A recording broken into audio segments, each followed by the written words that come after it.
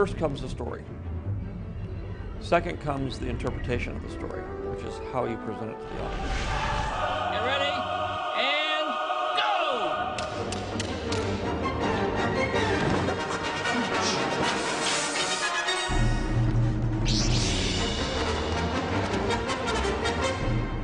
Great, cut. The story ultimately can't be copyrighted. No idea can. Yes. But the way you tell a story can. But you do need a good story to begin with.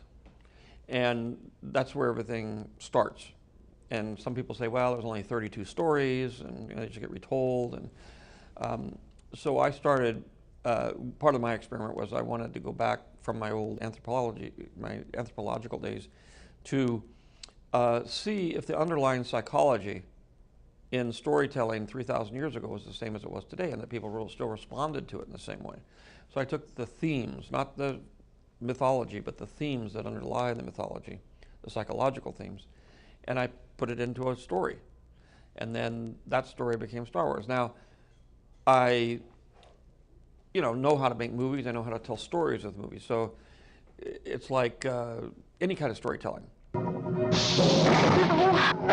It's a big, sprawling space saga of rebellion and romance.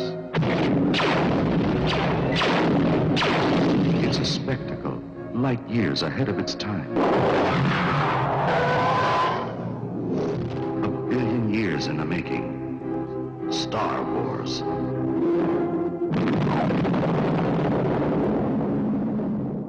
Which is one of the oldest forms of entertainment, and one of the oldest forms of gluing a society together and telling people what is expected of them and what's not expected of them, and to learn things without having somebody shake their finger at you. But a lot depends on the quality of the storyteller. Whether it's Homer or Shakespeare, whoever, you need to have somebody that's really as good with the words, with the visuals, with the tools they're using to tell that story. Fear is the path to the dark side. Fear leads to anger. Anger leads to hate. Hate leads to suffering. So you need both of those things to make it work. It's not one goes over the other.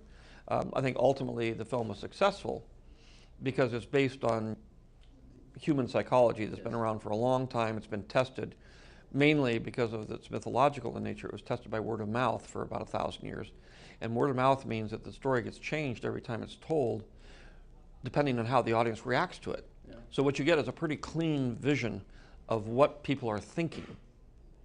I think of mythology as sort of archaeological psychology.